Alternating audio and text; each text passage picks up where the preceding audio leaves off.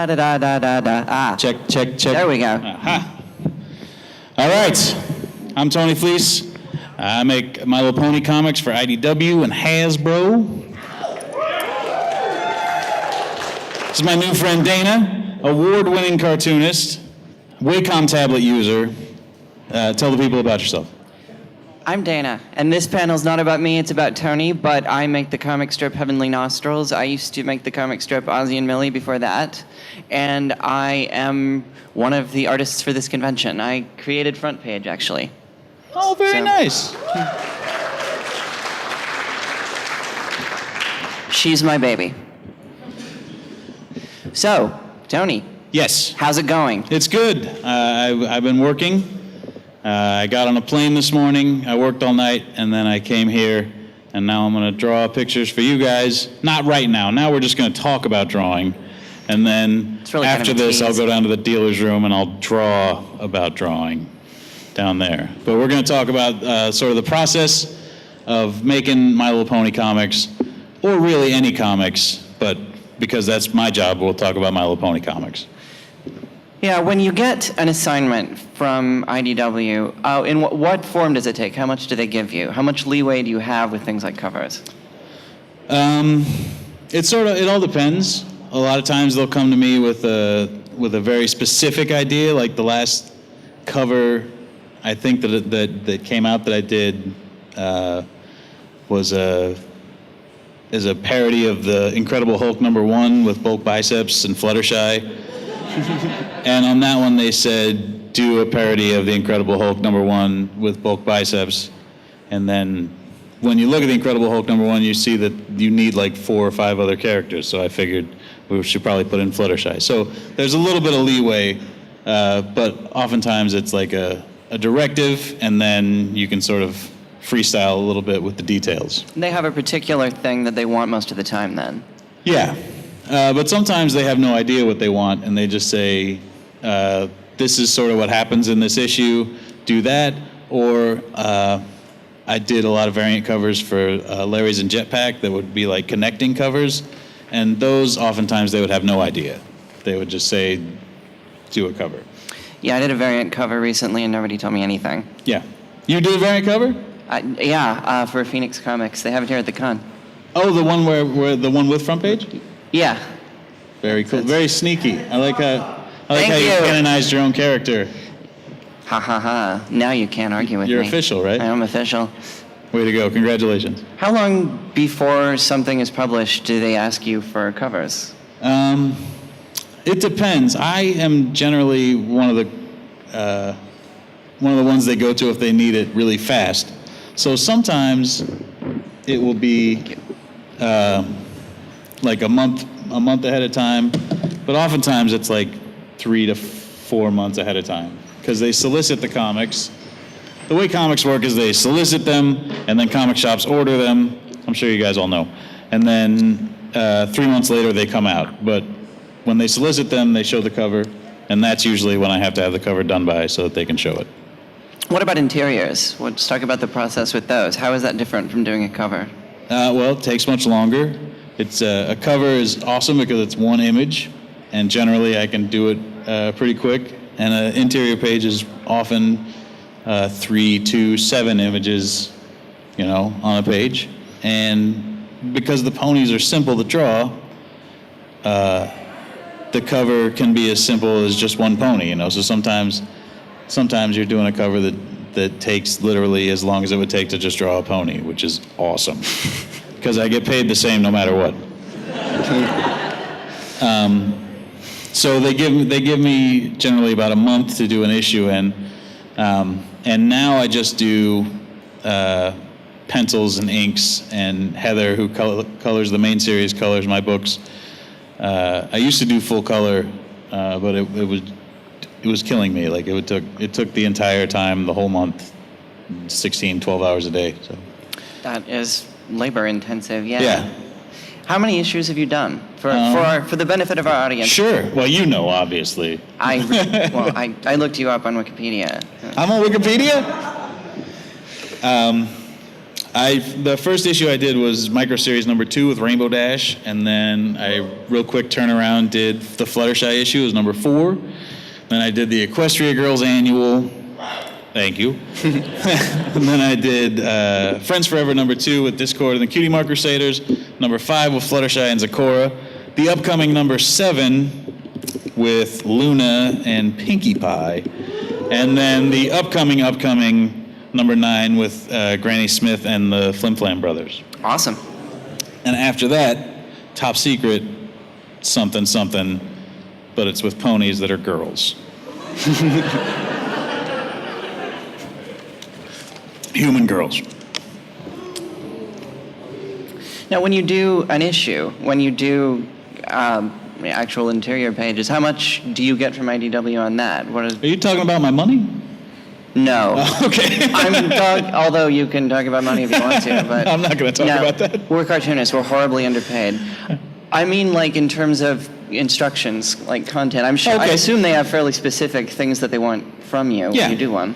With the interiors, what happens is they have a stable of writers that they go to, and the writers give them pitches.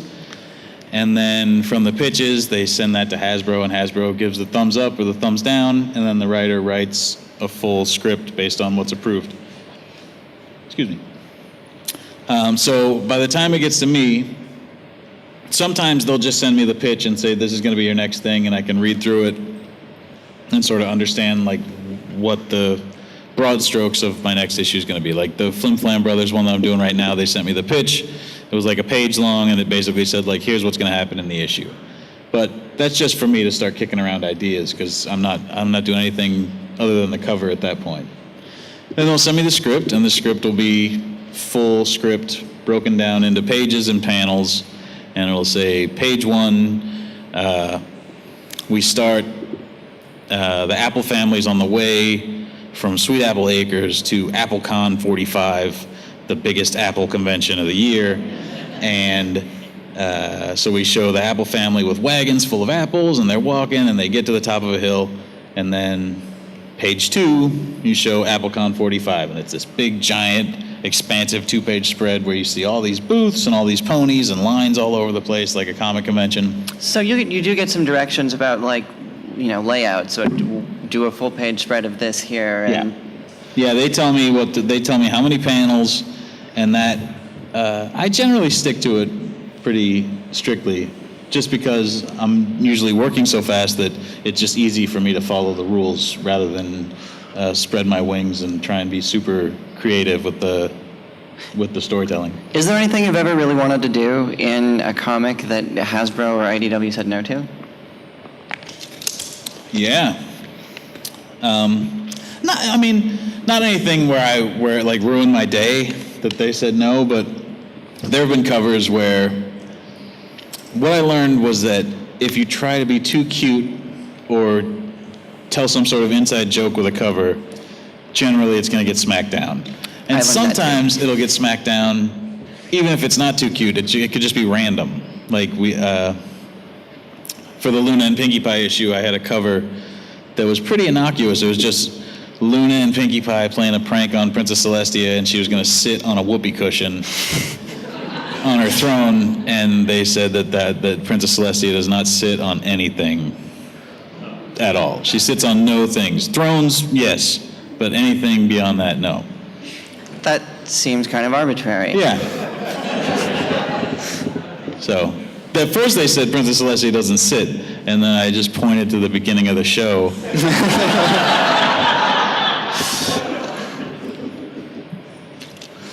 So yeah, there's been stuff. I generally just try and keep things adorable and not offensive, and that seems to work out pretty good.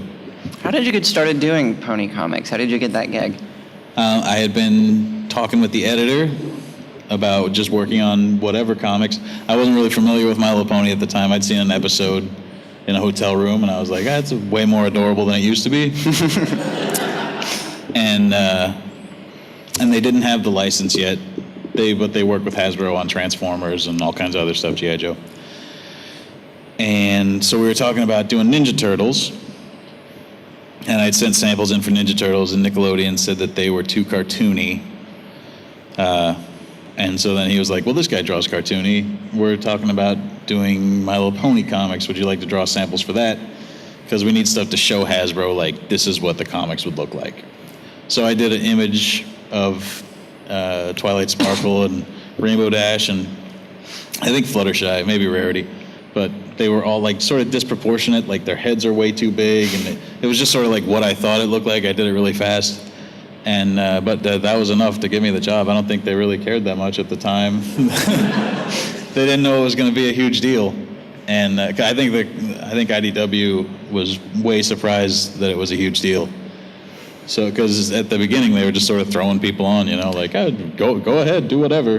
Yeah, this isn't recent information, but I remember hearing that Pony #1 was their top-selling title at one point. Yeah, it still is. It's their top-selling title ever. Yeah, my information's current. Yeah. And it's top selling for any comic. I mean, Marvel just had a book sell 300,000 for the first time in like 10 years, maybe. Really? And Pony sold well over 100,000 just the first issue. So. Yeah, sales. Thanks, guys. Hooray for money. All we had to do was do like 30 covers. So, tell me something. Tell me who's a jerk. Nobody that I work with is a jerk at all. I was telling her backstage that I was loopy from being tired, and I would talk all kinds of smack if you wanted me to, but I don't really know anybody that's a jerk. I think he really has any smack to talk about it. But I'm hoping for this weekend somebody's a total jerk, just so I can be like, that lady who plays Spike is a total jerk. But she's not. She's very nice. She seems lovely. So is IDW a good company to work for then? You're finding it a positive experience? Yeah, I like them. I work really hard, and so I don't know how the experience is. I just know that they give me a lot of work, and I'm happy to do it. So that's been good. They haven't betrayed me at all. Nothing really horrible has happened, and they continue to give me work. And I seem to be getting better at it, which is nice. I'm sort of putting in my 10,000 hours right now. You know, like before this, I'd done independent comics and stuff that nobody cared about or knew about. And then suddenly I was thrust onto a big stage with several spotlights. And so now I sort of have a lot of eyes on me, and it's been... there's been a bit of a learning curve. Like when I first, like the first thing that ever came out that I drew, like the knees were backwards, much to my embarrassment. Like I was just like, well, I'm sure their knees go like this, and immediately the internet was like, hey, we're here, and we're gonna tell you, how horrible you are. So it's been this is not a community that lacks for feedback. Yeah. So most of my time, I'm just trying to impress either my nieces or the internet. Thank you. My nieces are jerks, I'll tell you that much right now. All right, we're getting some dirt on Tony's jerk nieces now. Now we're cooking. Chloe, she thinks she's so smart. Let's talk about tools. Okay, let's talk about it. You were showing me, he has some of his pages here. Oh yeah, I don't know if... there's a camera. We could probably make this work. So, I was telling her that I'm not a process snob, really. I'm definitely not a material snob. The paper that I draw My Little Ponies on is the paper from Kinko's, because I print off blue lines of my layouts at Kinko's. Or FedEx now. I don't know if you know this. They were bought several years ago. I just still say Kinko's. I know, me too. Because it's much more fun to say. So what I'll do is I'll get a script, and in the margins of the script, I'll break it down into, this page has 5 panels, and the panels are going to sit like this. Long horizontal panel, 3 vertical panels, long horizontal panel at the bottom. That'll be my 5 panels. And then I'll think about how this should be a wide shot, this should be a close-up, and I'll sketch all that out and sort of manipulate it in Photoshop, put it together, and then I print them off at Kinko's like this. I don't know if you can see because it prints very light, but it's blue. This is from issue 9. This is a Flim? Which one doesn't have a mustache? Flim? You call yourselves bronies. Really, no one knows that? Yeah. Huh. It's Flim and Granny, and they're sitting on a hill. And so I print this off in blue, and then I do the panel borders in Photoshop too. I print those are obviously black. I just started doing that because I used to draw the panel borders, and I was like, I could totally just print those and be done with it, and use less rulers. So. Yeah, I use Manga Studio. It makes panels no work at all. Manga Studio, that's where it's at? Yeah. All right, I'll give it a look. You ought to, actually. I hear a lot of people say Manga If you Studio. find drawing panels, borders annoying, Manga Studio is a great tool. I do. So then I'll take my blue lines and I'll ink over them. This is from the Equestria Girls. And that generally looks like this. It's sort of like a messy coloring book because you can still see all the lines underneath.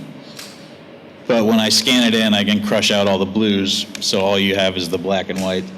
And then if it's a cover, or if it's pages I used to do, I'll color it myself. And then if it's an interior page, I send it off to Heather, and she colors it so much faster than I could color it. That's not even funny. I would think she was like a millionaire for how fast she can work, but she says she's not. So. That's right, Heather Breckle shout out. So, you still actually use ink on paper, which, yeah, so which I admire. I use like I said, the Kinko's paper. And what sort of pens? Technical pens? I use I use a brush pen a lot of the time. That's sort of my fastest. I like this Pentel sort of nib tip brush pen. I don't know what it's called. It's gray. It's awesome. But I like the Faber-Castell Pitt pens. I use microns. I use pretty much anything. I mean, I don't get down to like ballpoint pens or anything like that, but I just need a pen that's the right size. I don't even care if it starts to fade or turn gray because as soon as I'm done drawing the thing, I scan it in, and then that's sort of the page right there. Like, then it's done. So, and a lot of times I'll skip steps, like I'll fill in blacks after I scan, just because it's all about moving as fast as I possibly can move. As long as you don't forget to do it. Yeah, I've had that happen. For later, half the time I don't remember to go back and do it. I'll have to text the colorist and tell her to fill in my blacks for me. But she's cool, Heather Breckle. She knows what's up.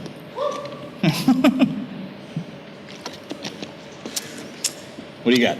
Okay, what haven't we talked about? We've talked about process. We've talked about tools. We've talked about. This is the most thrilling panel you'll be at all day. Yeah. Do we want to take questions from them? Who is best pony? Oh, come on. That's a lot of pressure. Right now, Your reputation depends on your answer. right now I really like Applejack. But it changes depending on what I'm working on generally. My favorite pony to draw is Princess Celestia, who's a horse, I guess, not a pony, but she's the most fun because she's got super tough wings and her hair is awesome to draw, so I like her. But Applejack, I think, if I had to hang out with a pony, if I had to have a cider with a pony, I would want to hang out with Applejack. What about Rarity? I've heard a lot of artists say they struggle with Rarity's mane. Well, yeah, her hair is difficult. Like you can figure it out from one angle, and then if she turns like 3 degrees, it's a whole different mane altogether. So it can be difficult, but I feel like I've got it under control now. And again, the internet's there to tell me when I don't have it under control. Do you get a lot of feedback then from fans on? I mean, it's a very talkative fandom. Yeah, I think so. When I first started, I was a lot more interested, and I think I had a little more time. So when I first started working for ponies, I was just so psyched that people were even looking at the stuff that I would look around for feedback. And now I only see it if it's horrible. That always finds its way to me. Thank you. That doesn't matter. You can say that all day long, and all one person has to say is like, those eyes look weird, and that's all I hear. But yeah, I hear the feedback. Thanks for making the Q's fun sparkle. Oh, thank You're welcome. You're among friends. Yeah, you guys are all right. You guys are way better than the internet. Do you want to take audience questions, or what do you think? Let's take Do we some have more audience. process questions. Do you have more to say about process? I don't know. I feel like you've been pretty thorough, actually. Yeah, I feel like I have to. I work in a studio That's a good is question. not my house, but it's next door to my house. So my commute is very short. It's a garage at a buddy's house. It's converted. It has like drywall, and it's very nice, or it would be if it wasn't a mess. I work there with a buddy who draws Simpsons comics, and another buddy who draws Batman. Batman. So you have like a working artist community, and Yeah, it's in North Hollywood, California, and I think a lot of people sort of live in the valley down there, and you need to go someplace to draw, because if you work at home, oftentimes you will just go to sleep or watch TV or play video games or something. So I find it helps to get up and take a shower and walk the dog and then go you someplace. feel like you're actually at work then. Yeah. Yeah.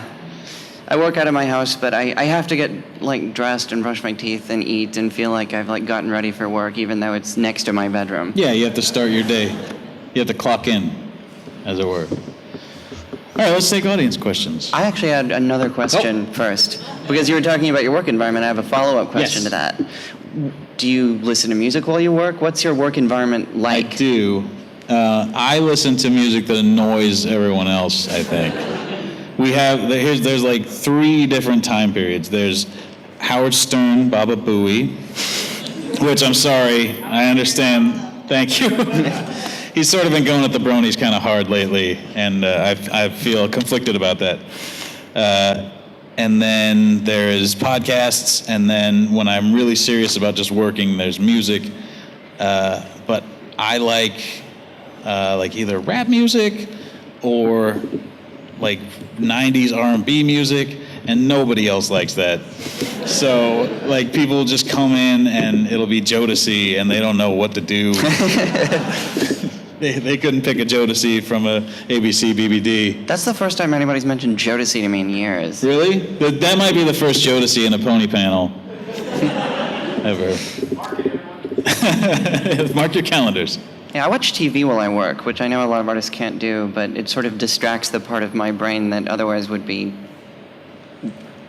off doing stuff besides work. Yeah, we have a pretty healthy television watching situation going on. I can't watch stuff that I haven't seen before and pay Yeah. attention to it, so I tend to watch the same things over and over again. But we got Netflix going, and for Christmas this year, I bought myself a TV because my desk faces away from the TV. So what used to happen is I'd turn around all day long, and now I bought myself a TV that plays the exact same thing as the other TV, but it just hangs over my table. And it was like so complicated because it's all HDMI now. You can't just run a wire. And then so it was like $600. And then somebody was like, why don't you just get a mirror? Everything will be mirrored. Right. That would drive me nuts. Which will matter during the 5% of the time you're looking up instead of down at the page. Right, exactly. Yeah, I never look at it. It's just nice to know that it's there. Okay then. Questions? Shall we take some questions? Who's got questions? This guy. So, tell me, what's the inspirations that go into background jokes or Easter eggs in your comic? That's a good question. I, until recently, did no background jokes at all. And people would come up to me at conventions and say, like, we love it when you do background jokes, because they love it when Andy Price does background jokes. And I eventually was sort of shamed into starting to do background jokes, because I was like, I guess I should really be paying more attention to this, because people expect this out of me. So what I've been doing is I'm building like a comics shared universe where I take background ponies that only exist in the comics, and I'm starting to sprinkle them through all the other comics, just so that there's some sort of continuity. For like these super dork that has read every comic book and can recognize, like, that's that pony from issue 2 of the micro series. That's what I'm doing. I'm laying Easter eggs for the anal retentive. Yeah, you have some control over canon now. Yeah, exactly. I can make fetch happen if I want to. Front row. Do you have any funny stories to tell us? I thought these were all funny stories. Like, you want like a knee slapper? You want me to tell jokes? I don't have any funny stories. Yes, sir. What would be some tips on drawing better ponies? Better ponies? Well, I don't know. What do your ponies look like now? Come up here. I'm gonna run a course on this kid. So you could just come up. Just don't step on any wires. While he's coming up, somebody else. I guess a two-part question.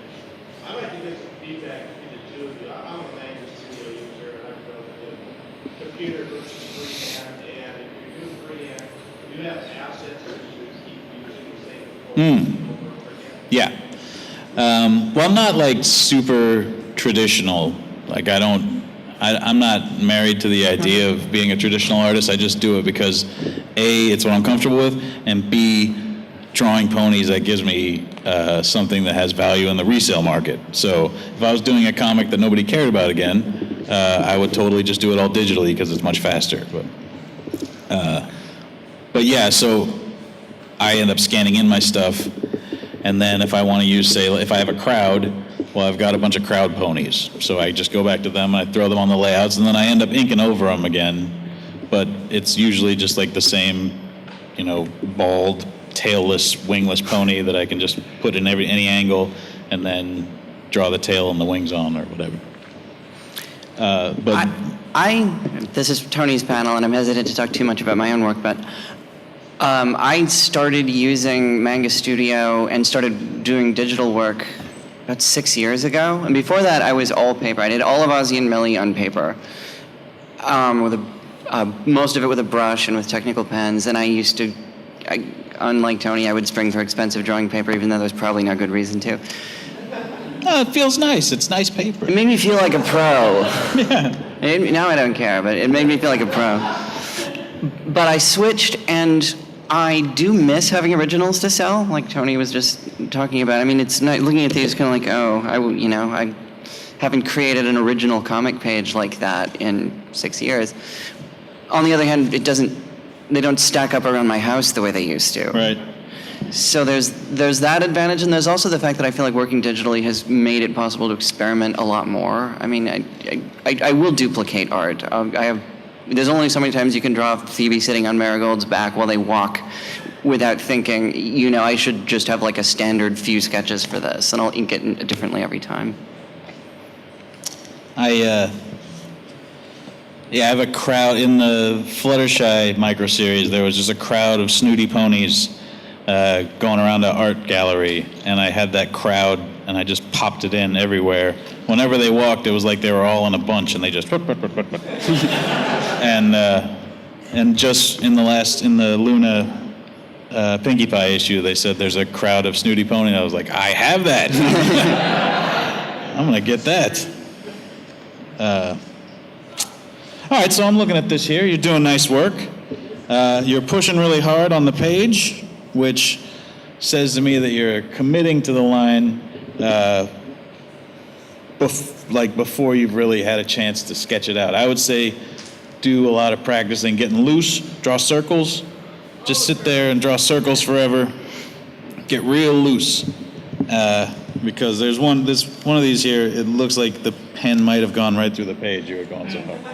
So what that says is that you're very confident, which is good, but oftentimes you want to sort of plan things out a little harder first. All the ponies are made of shapes, and you seem to have a decent handle on that, but it's just a matter of figuring out which shapes are for which ponies.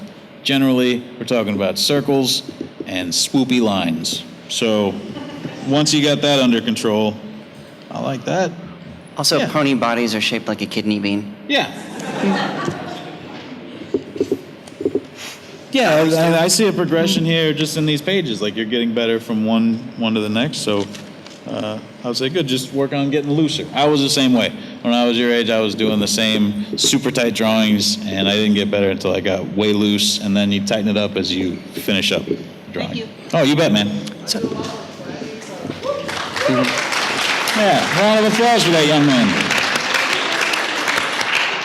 What's that? Was that your drawing now? It's a sketch right now. Oh, look, I don't have time to do all this sketching. Come see me in the dealer's hall. I'll talk You to there? Where do you think you started drawing? When did you decide drawing was a thing for you? I guess I decided after high school. I'd always drawn. My parents used to take me to church, and they had those little cards where I don't know what you were supposed to write on the cards, or I don't know what it was, but there was a little golf pencil, and I would sit there and draw during church. And I know nothing now about church, but I know how to draw really well. I know a little bit about Ezekiel, but that's neither here nor there.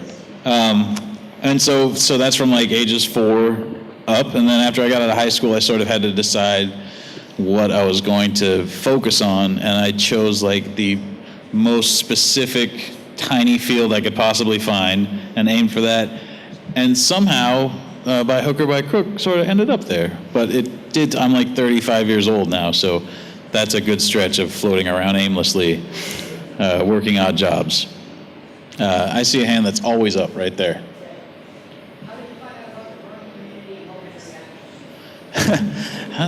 I guess I found out the same way. I mean, there was sort of like a murmuring on the internet that there was a brony community, and my reaction was like, oh, weird. Yeah. But the last one of these panels I was on, they asked a similar question, and it involved bullying, and I said that my first impulse was to bully. And then they quoted it in like the Rocky Mountain News, like, noted comic book bully Tony Fleecs wanted to bully bronies. They just like to use alliteration. No, but I mean, I just thought it was strange.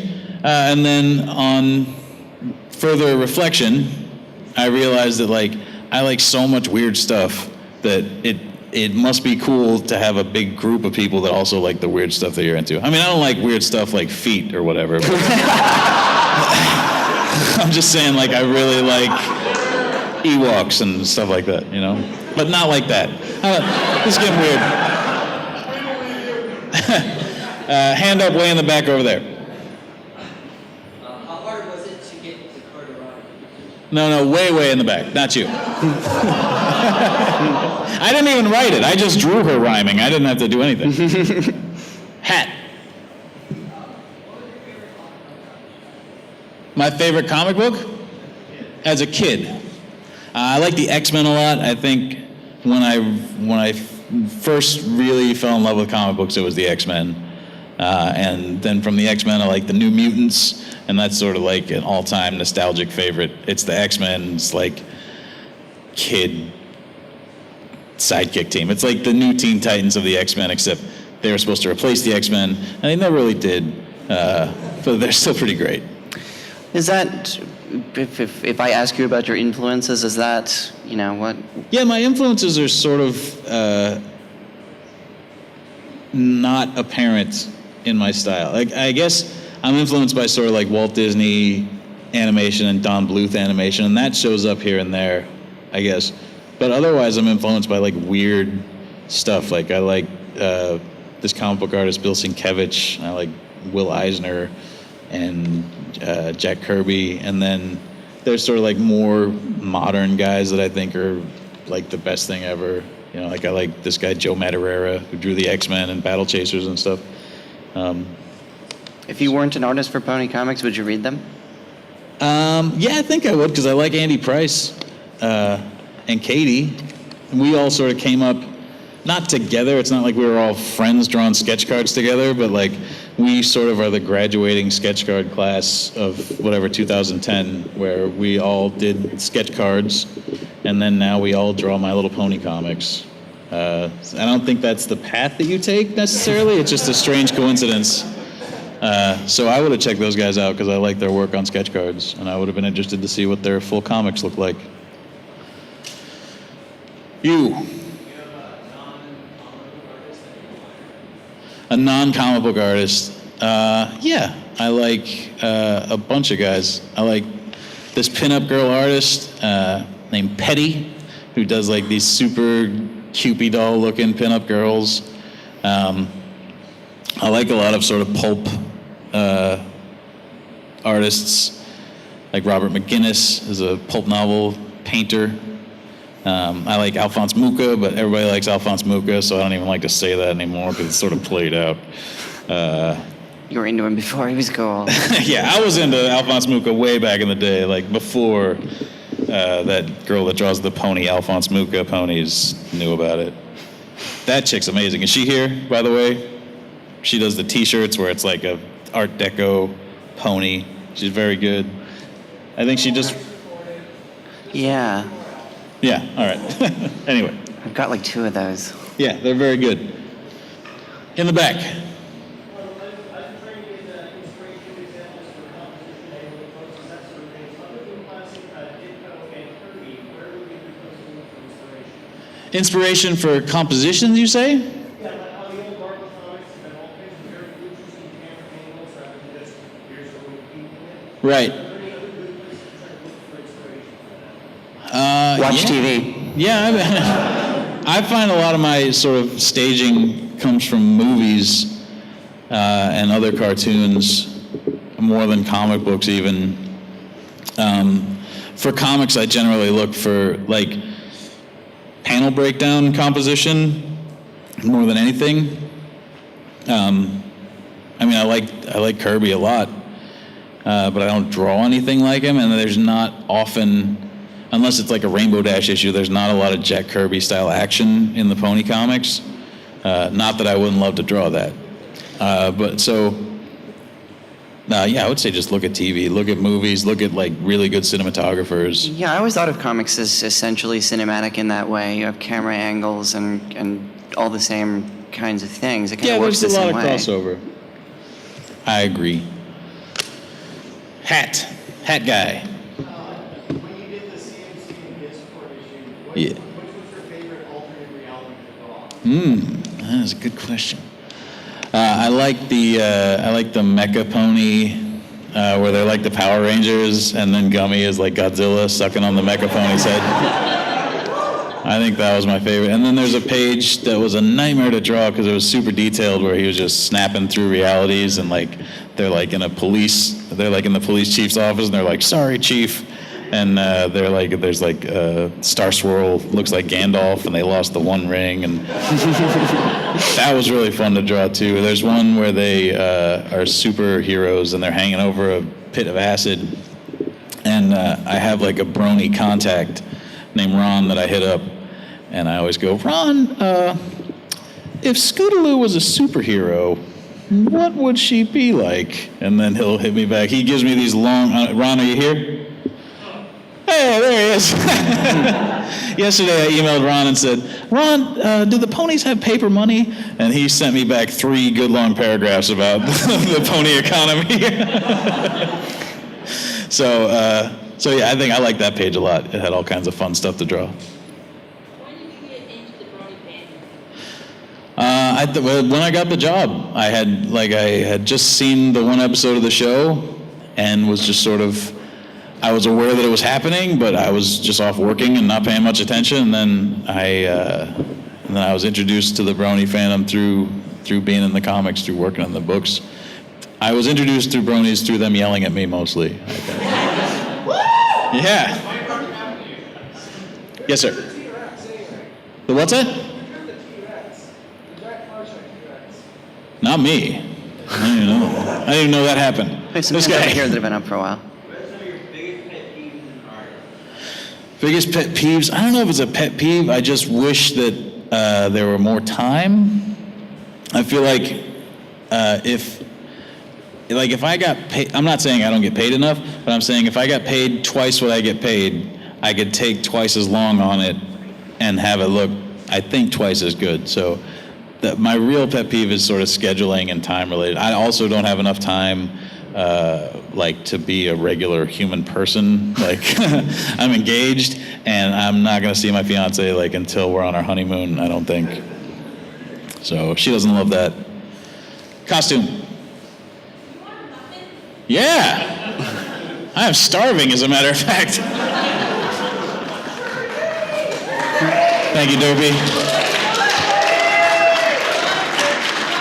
Any other do I want food questions? I have 3 different flavors. Okay, what do we got? I got blueberry chocolate chip and Chocolate chip. Yeah, that's all right. I want a muffin too. 2 muffins. Thank you. I'm not going to eat this. There's cookies too? Thank you. All right, I'll have the cookies this one. letter for you. Thank you. And a letter for you. Delivery. All right, questions? What's that? Let's have a round of applause for the muffin lady. Thank you, sir. All right, how are we doing on time? We're still good? Oh yeah, we got like 12 more minutes. And my fiance misses me. That's what it says. Right here. Do you have any advice for an aspiring professional artist? Aspiring and professional, you say? I just think that's already. I want to be professional. All right, well, you're professional, I'd say. You got paid, right? Yeah. Okay. Well, that my first advice is that you're just a professional artist. You can aspire, but keep that on the DL. Well, I mean doing it full time. Sure. Well, do you do stuff for free? Try and cut back on Stop that. doing that. The less you do for free, the more you'll get paid to do. That's what I sort of realized. I really undervalued my work when I first started because it was all about like, oh, I'll get in print, or oh, these guys will really like me, or I'm going to sell something, so I'll throw in a free drawing and blah, blah, blah. And I realized that I spent a lot of time drawing sort of really fast, really crappy stuff. And as soon as you get, as soon as you give yourself more time to get paid to do something, you'll do a better job at it because there's an expectation of you to do a nice job because you're getting paid, and also you expect more of yourself because you want to deliver on something. So cut back on free, and also try to not be the best person in whatever project you're on. Because I felt like I have friends who, and I'm definitely not, I have friends who will just want to do a comic or do a illustration, and they'll end up in sort of like these weird bootleg publications that don't really do anything to make them more professional.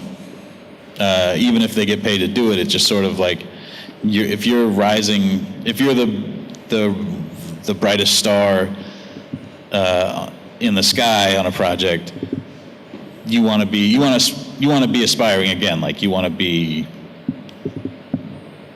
surrounded by people better than you to make yourself better. I don't know if that made any sense. What I always say about that is the trick to being in the right place at the right time is finding the right place and hanging out there for 10 years. The right place all the time. Orange shirt. Yeah, how would you deal with artist block? Keep going. You go first. All right. I experience writer's block much more than artist block because, I mean, even if a strip's kind of uninteresting, there's always sort of, well, I'll just draw the characters talking to each other, and it's dull, and I try not to do that too much, but it does happen. I always tell people about comics that if you think you don't have a good enough idea, your standards for what's a good idea are probably too high. Like, you go with the best that you've got, even if you don't necessarily think it's great. And you get a lot less writer and artist block if you allow yourself to have lower standards. I mean, I feel like that's terrible advice, but it works for me. No, I understand what you're saying. You come from a place where you love comics so much, or you love My Little Pony so much, that you want to have the perfect idea. You don't want to do something that doesn't seem like the best thing ever. And yeah, if you're waiting for the best thing ever, you're not gonna ever do anything. But as far as how do I deal with artist block, I don't really have that. I don't have, like, because it's my job. If I had artist block, I would have renter's block as well. So, so I just go. I find having a Good motivation. yeah, having a routine works really well. In that I don't have like necessarily I start at 9 and I end at 5. But what I do have is I get up, I take a shower, I walk the dog, and I go into work, and then I start working. So just having that routine of like, here's the things I do in the morning, that's how I get going, and that's how I do the work. As far as artist block goes, too, it's harder to have it when you have a specific assignment, I think. Mm-hmm. Like, if you just had a piece of paper in front of an artist and be like, here, draw something, it's a lot easier to have artist block in that situation than, you know, if IDW is giving you a script, or Yeah. if I've written a week worth of material that I just have to do the art for. It kind of suggests itself when you... So one way to push through artist block is to just commit to a particular idea and pick one at random and just do it. And even if it's like you say to yourself, every day I'm going to draw one head, you know, and one day you draw a person's head, and the next day you draw a monkey's head, and then you draw a lion's head, whatever. Then at least you know, like, all right, well, today I have to draw my head because that's what I do every day is I draw a head. So it's and a good way to start drawing is just to start drawing too. Like even if you're just drawing circles or drawing, you know, something you're very comfortable drawing, like if I start drawing a pony face, that'll sort of loosen me up because I draw pony faces so often that I can just sort of do that without thinking about it, and then that gets me going. Guy in a Twilight Sparkle hat. When you were first beginning with art, you were deciding to make your career like Polo, was there any specific like worlds or characters DC art that you wanted to create? I don't know. I think ideally what I want to do is draw my own stuff, like write and draw and sort of be my own master. It's pretty fun. Right? It sounds all right. But at the same time, I dig drawing licensed stuff, and I love Marvel Comics. I like DC Comics characters. I don't really like DC Comics that much. But yeah, so like there'd be fun stuff to draw all over the place, but my dream job is just to draw, like have my own, like I'm My Little Pony, you know, like I'm the guy that they're like, oh, you know Tony Fleecs? Oh, the guy who made whatever it is I made.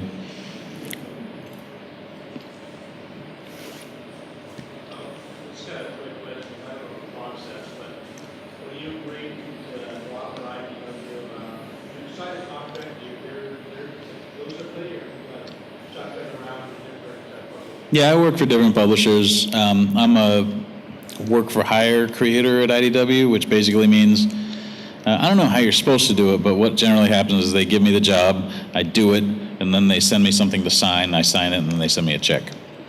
Which seems a little fly by the seat of our pants, but it's been working so far. So, this guy. Yeah, man, My Little Pony. What are you talking about?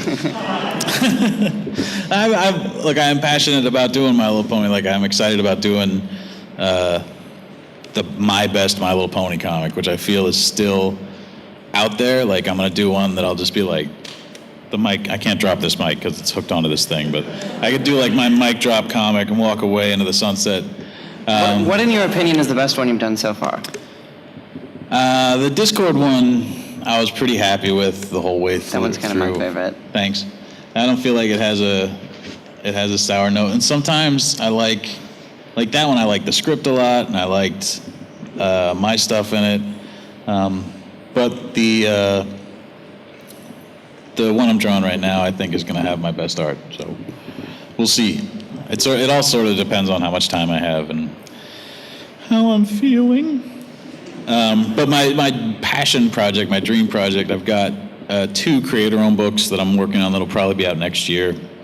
One that I'm co-writing and drawing, and one that I'm just writing. And the co-writing one is called Jeff Steinberg, Champion of Earth, and it's a series from Oni Press. that's about like a. I remember in the '90s they used to have like slackers. I don't know what they are now.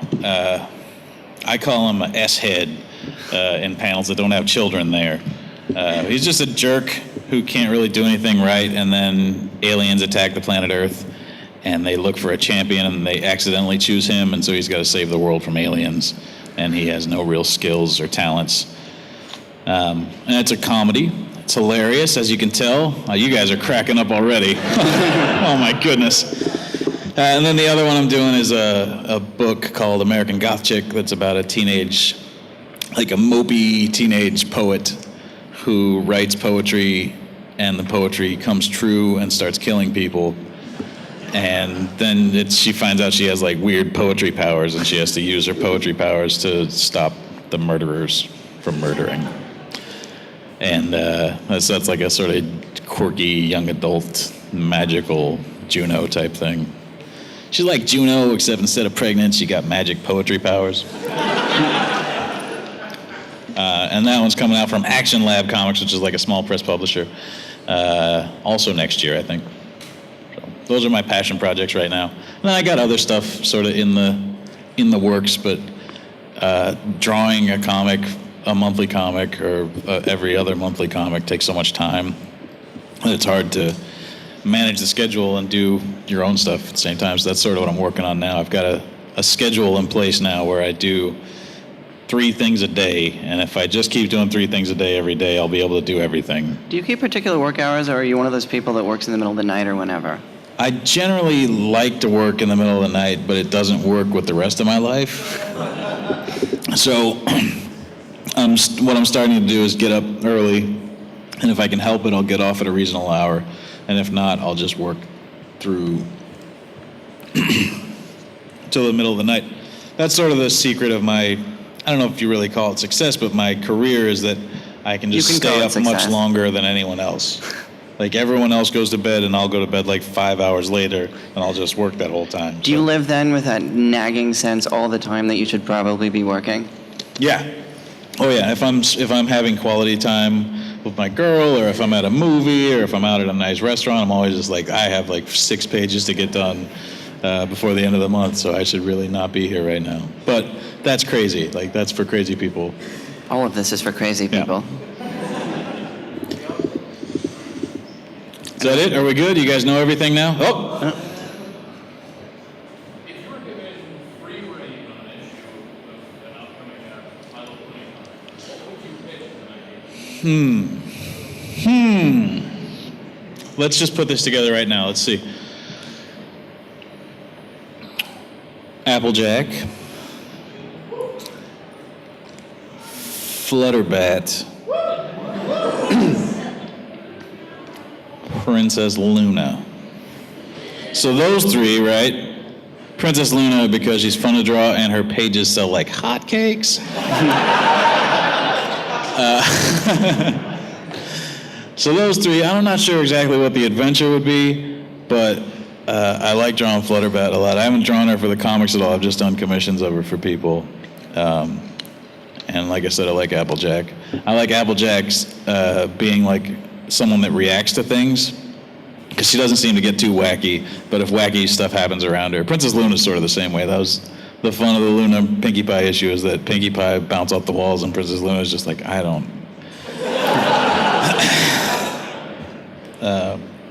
So yeah, I don't know what adventure they would be in, but that would be my. That would be cook my meth. Yeah, that's right. Princess Luna gets cancer, and, and to support her family after she dies, she cooks meth. There it is. All right. Good. I can't use that now because you said that, so thanks a lot. I'll get you to sign something. Hand up. Why is Pinkie Pie what? A party pony? Why aren't you? Thank you so much. I mean, that seems like the way that you have the fun, right? Is to be a party pony. She seems to be involved in having fun. And, Because she's afraid if she stops partying for even a moment, the blackness will overtake her. That's pretty dark. I'm not going to continue with this line of questioning. I don't know. This has nothing to do with me or my comic books. Over there. What would you say is your least favorite comic? I don't know, man. I don't read it. What do you mean? What is my least favorite comic of the Pony comics? Any comic in general, or My Little Pony comics? Any comic in general that I don't like. Let me get back to you. I'm going to think about this while we answer other questions. My husband says I'm the only person he knows who shouts angrily at the Sunday funnies. This guy on the aisle seat. Okay, funny you can say maybe you don't color. Do you keep in mind when you're laying things out how it looks when it's colored or Uh-huh. these two big green blobs of each other? Yeah. Usually happy, you're happy, how they kind of Well, the great thing about... That's disgusting. The great thing about My Little Pony comics and My Little Pony in general is that the colors on the ponies are designed so that you can put any two ponies next to each other, and it just looks nice. Like if you just color them the way they're supposed to be colored, and I tend to do the full colored lines when I do the covers. I used to do it on the interiors, but it took a crazy amount of time. That's a lot of work. But they just look nice together. Like you can put any pony next to any other pony, and they're all designed differently enough, or sort of have opposite. You know, like you can put Fluttershy with pink hair next to Pinkie Pie with pink hair, and they're different shades of pink enough that it doesn't like blob together, you know. So I don't really have to think about it in terms of what's going to look good in the same image, but I do oftentimes think of like, what color would I tint this, or what color would the background be? And sometimes if it's specific enough, or I'll say like, this scene should take place at sunset, or whatever. And if that's important to me, I'll pass that along to the colorist. Or I'll sort of do like a quick, this is what it should look like. And then she's lucky, or not lucky, she's able to do whatever she wants at that point. You know, like I'm not gonna sit there and note her to death, because she's also a professional and she knows what she's doing, and so she can color the book how she wants to color it. The first time I ever worked with Heather, I sent her like a photograph from the Dario Argento movie Suspiria, and I was like, color Sunset Shimmer like this. And she was like, you don't have to send me photographs. Like you could just say red, so. Yeah. I think we're it. That's it, right? You guys know everything now about, oh, yes.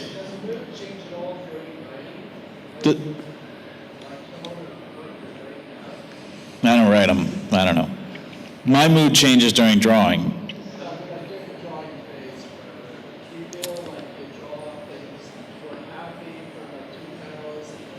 Oh. Oh, you're saying like does how I'm feeling impact how the ponies look? No, I'm pretty good. Like I can, if I'm sad, I can still draw happy ponies. Yeah. What current comics do I enjoy? I like Saga a lot. I like the X-Men books still. It's not like I've liked them ever since I was 14 up until today, but the new ones I think at least were fun. I like anything Jason Aaron writes. I like Terry Moore comics. No, not really. But I mean, I like The Walking Dead. I've got like 10 Walking Dead trade paperbacks, so I at least thought it was worth reading for, 50 issues or what have you. But it's not like I hear like, oh, Robert Kirkman wrote that, I gotta go get that. I now have talked way too much about Robert Kirkman and how I don't read him. That dude is like Steven Spielberg. Yeah, that's enough. I read a lot of comics, but I also have a big stack of comics that I haven't read that I just keep buying. The more I draw them, the less time I have to read them, which I used to hear comic professionals say, and I was like, what a jerk. But it's totally true. Although one time I heard Todd McFarlane say, like, why would I want to go watch a movie where there's an explosion when I could just draw an explosion? And that is ridiculous. Although he draws a better explosion than me, so maybe. Yes? Have you ever had like your own idea that came to you from My Little Pony and you want to turn around and make it like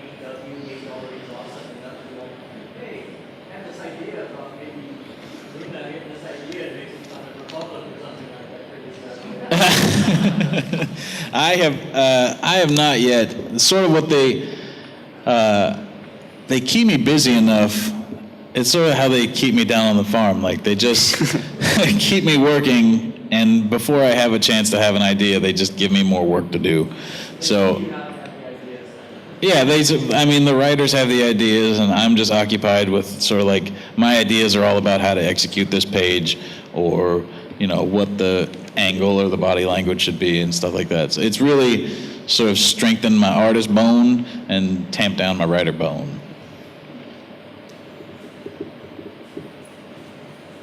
Is it 2 o'clock yet? Does this thing go till 2:30? What are we talking about here? I'm like the worst panelist you guys will ever see. This does go to 2:30. Okay, let's talk about some other stuff then. Okay. Something I've been wondering. Yes. Are you a regular viewer of the show? The My Little Pony? No. I am behind is what I am. I've seen up until like the middle, towards the end of season 2. And then I dance around based on what I'm drawing. So, like, if they say you got to draw, like when I had to do the Discord, I watched all the key. I look at the My Little Pony Wikipedia. You guys are gonna hate me. And then I go watch all the key episodes on Netflix, and then see these guys are leaving. Like what a sellout. Doesn't even watch the show regularly. You're all right, go ahead. I'm sure you have to go watch a panel by somebody that does watch the show regularly. So then... So I'm not a viewer, I'm just way behind. Again, because I can only watch stuff that I've seen before when I'm drawing. Right. So then do you find that sometimes you'll draw something and it'll be like, oh no, we changed that on the show in season 3? No, I keep up with all the changes. Like, I know, we get emails that say, like, so Twilight Sparkle has wings now. And you guys can now start doing that. She's also taller now, I think. Yeah, she's getting older. Apparently, she's the tall one of the group now. Yeah. They haven't addressed her tallness in any emails yet. I'm sure that's coming. I am not that tall. Well, we got one that said, don't draw the wings, and then we got one that said, okay, draw the wings. So they keep us abreast of that sort of thing.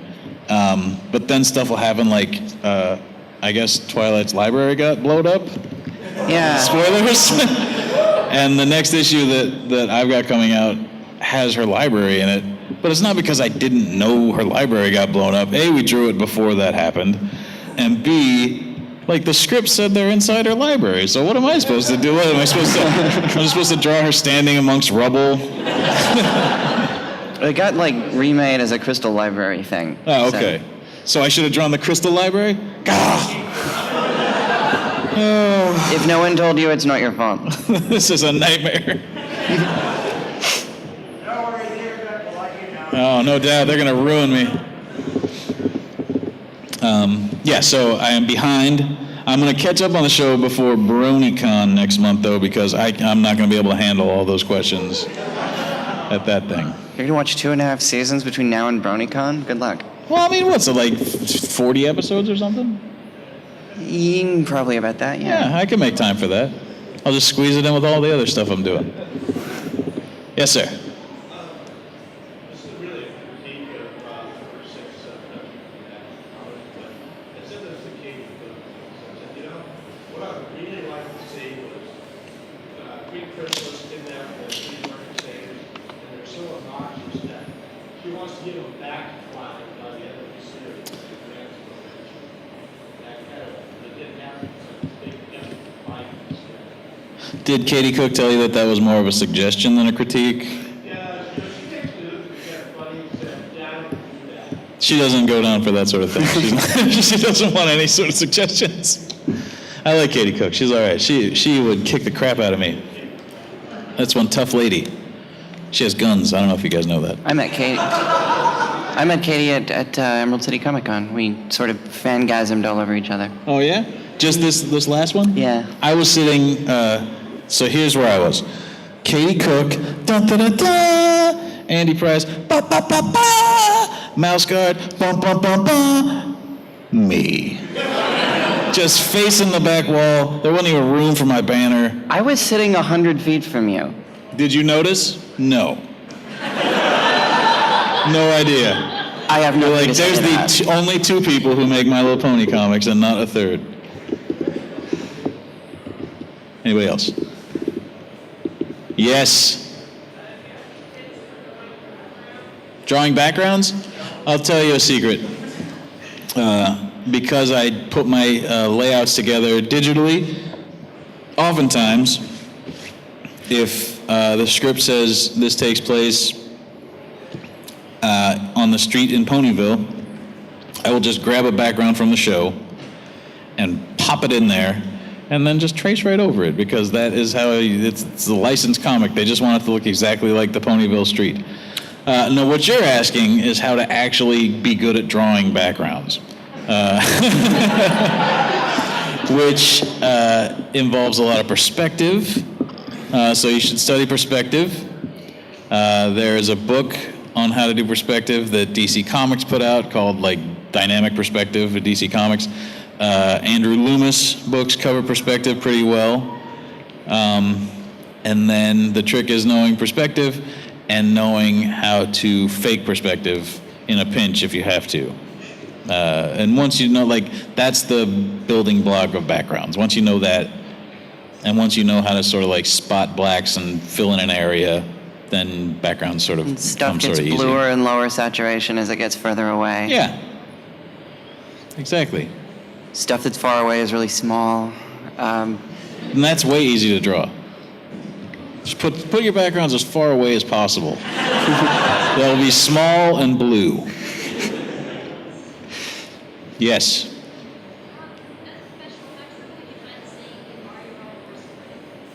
Very true. I don't know if it's professional or if it's just whatever I think goes on everybody's their in own here. worst critic. But yeah, I mean, actually, that's not fair. There are people that hate me much more than I hate myself. In the pony fandom, I am sure. There are people that I'm just like, I had no idea I was that bad. But I think I'm pretty awful. And I'm not like, oh. It's just like the artist temperament is to think like I could be so much better than that.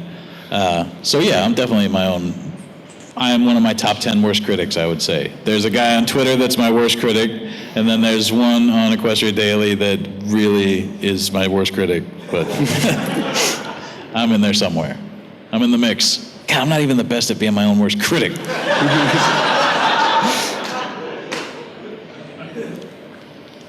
Yes. Working for IDW, do you ever actually physically meet with any of the people, or do they just like email and stuff, or mail it to you, or is that like an office you go to? It's not an office I go to. It all sort of depends. I wouldn't have to ever see them face to face ever if I didn't want to. But they're in San Diego, and I live like 3 hours away from there. And my fiance used to live in San Diego, so I would go by the office sometimes in hopes that they would give me free books.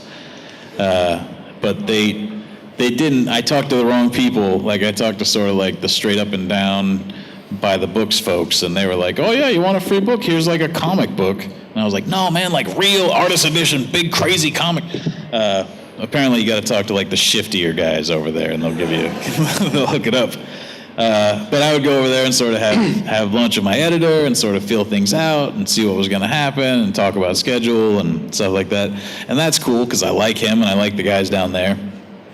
And then the people that write the comics have ranged from people who I think I've met all of them, but some of them like I knew before we started working together, like Barbara Kiesel, who wrote the Fluttershy micro-series, was somebody that I knew because we both were in comics, and she's been in comics forever. And I was super excited to work with her. And then like Jeremy Whitley, who did the Discord issue, was somebody who actually like, I liked his comics before I met him, and then I met him and I said like, hey, you should write My Little Pony comics. And he was like, I have a 2-year-old. I would totally love to write My Little Pony comics. And so I sort of pushed him. He had already sent stuff to my editor, but I said like, yeah, give this guy another look. And then Christina Rice, the lady that's writing the Flim Flam Brothers issue that I'm drawing right now, I was actually in her wedding like five 5 or 6 years ago. I'm great friends with her husband, and just by coincidence, she is writing a My Little Pony comic. Like she wrote a biography of a Hollywood starlet that nobody ever heard of, and her next project is an issue of My Little Pony. So it's like you don't have to know them, but I have ended up working with friends and people that I know, which is kind of nice. It's almost like independent comics on a big giant licensed comic stage. I have met my editor in person once. In how many? In 10 years? In 3 years of working with her. But, the syndicate's headquartered in Kansas City, and I never have any reason to go there. They have a convention out there, the KC Planet Comic Con. Oh, maybe I'll go to that. Hey, you should go check it out. I walked right Visit by the mothership. syndicate. Yeah, there's a Jimmy John's right by there, which I was super excited. I was like, oh, whatever, syndicate. Jimmy John, because they didn't have that in Los Angeles. Now they do, so it's not as big a deal. But yeah, the convention is right by the syndicate. You should go check it out. I should go check that out. Yeah. An opportunity to go bug the people at the office. Yeah. Yes. Is there any other what? Fan comics? Fandoms. Oh yeah, man. Well, comic fandom, obviously. More specifically, Star Wars fandom. Okay. I'm not going to have 10 minutes on fandoms. We'll come up with 10 minutes or something, but go on. I like any sort of geek out fandom. I like the Planet of the Apes fandom. The new movies, but definitely like the old movies. I don't know. I mean, I'm an old guy. I like old guy stuff. I like people that are fans of reading glasses. I like that type of thing. On the aisle.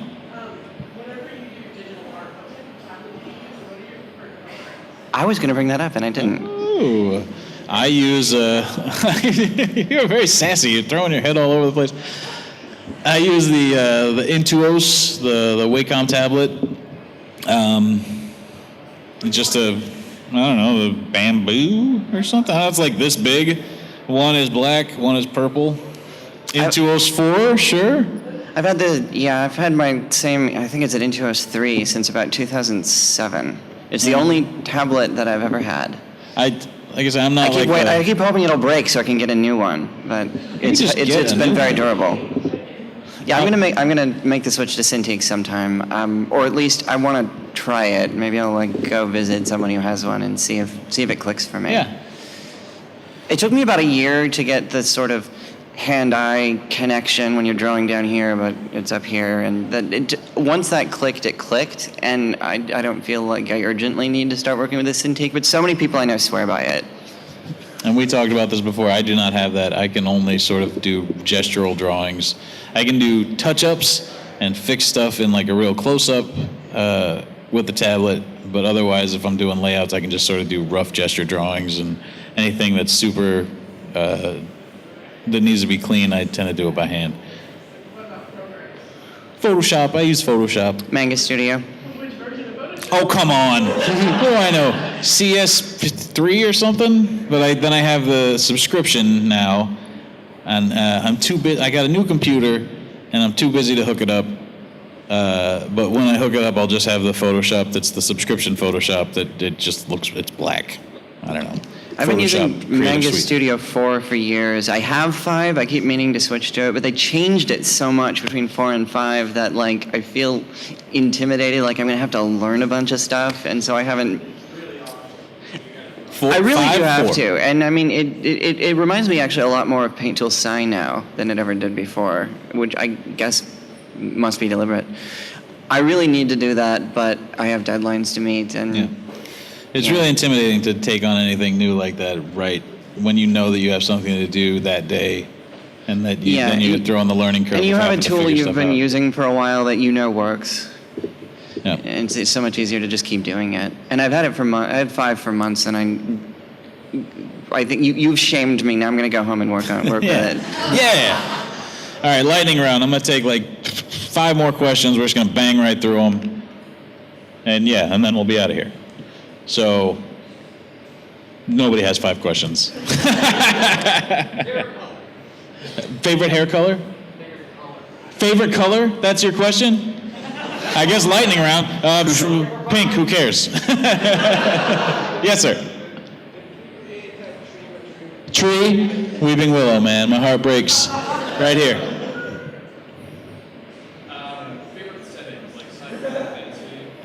Favorite sentence? Settings. Setting. My favorite sentence is "I'll always love you." Favorite Oh, setting. Tony, I'll always love you Thank too. you. I guess sort of like Star Wars style sci-fi, like real sci-fi in like a universe that has existed for 1 million years. Yeah, far, far away. Yes, sir. Russ Manning, greatest artist ever.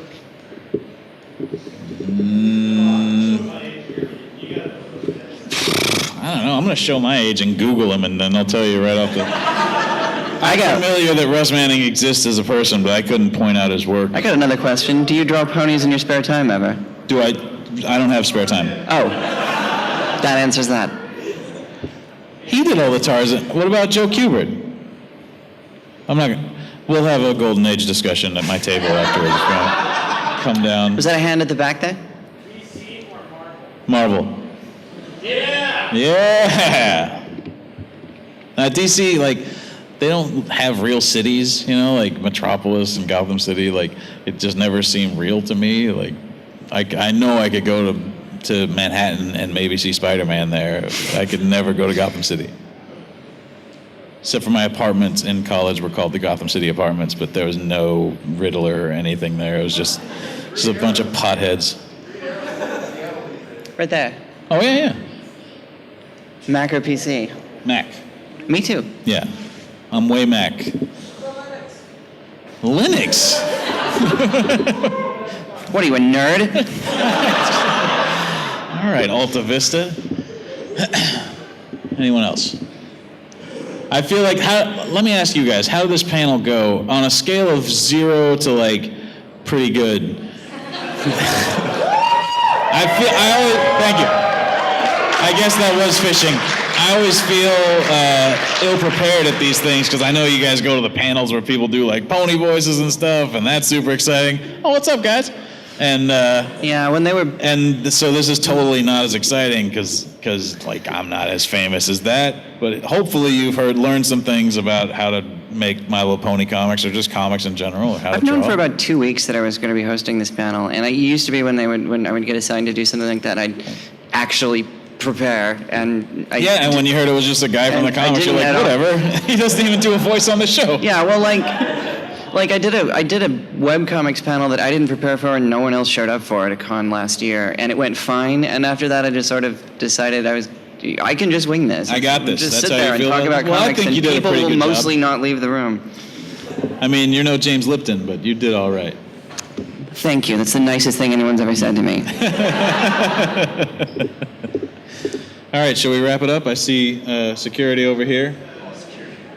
Well, I mean, you see how you're dressed. You look very serious. Yeah, I feel safer with you standing there. All right, well, I want to thank everybody for coming out. Thank you for hanging out with me. I'll be down there in the dealer's room drawing ponies and stuff. Come by, buy stuff, or just talk to me. Well, I love you too.